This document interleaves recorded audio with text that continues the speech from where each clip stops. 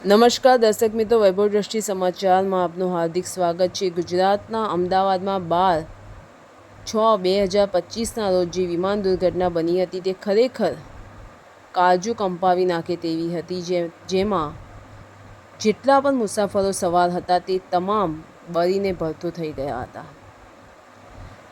કોઈની પણ બોડી ઓળખવી એ કલ્પના માત્ર હતી, જેને કારણે તમામ બોડીના DNA કરવામાં આવ્યા હતા અને DNA કરીને તમામની બોડીને ઓળખવામાં આવ્યા હતા।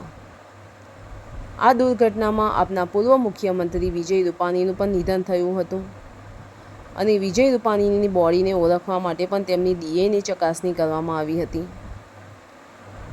DNA ચકાસણી કર્યા બાદ વિજય રૂપાણીની બોડીને તેમના પરિવારજનોને સોંપી દેવામાં આવી હતી અને વિજય રૂપાણીની અંતિમ યાત્રા જે છે તે રાજકોટ ખાતે યોજવામાં આવી।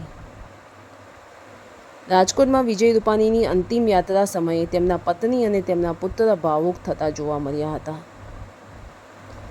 તેમજ ગુજરાતના દિગ્ગજ નેતાઓ પણ આ અંતિમ યાત્રામાં હાજર હતા, જેમાં આપના હાલના ગુજરાતના મુખ્યમંત્રી ભૂપેન્દ્રભાઈ પટેલ પણ ભાવુક થઈ ગયા હતા। વિજય રૂપાણીએ પોતાના સારા કામોથી તમામ લોકોના દિલમાં એક અલગ જ જગ્યા બનાવી હતી, જેને કારણે વિજય રૂપાણીની જે અંતિમ યાત્રા જે રાજકોટ ખાતે રાખવામાં આવી હતી તેમાં રાજકોટવાસીઓ ભાવુક થતા જોવા મળી રહ્યા હતા। વિજય રૂપાણીની અંતિમ યાત્રામાં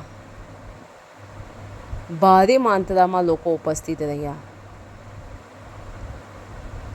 અને ભીની આંખોએ લોકોએ વિજય રૂપાણીને અંતિમ વિદાય આપી। ધન્યવાદ।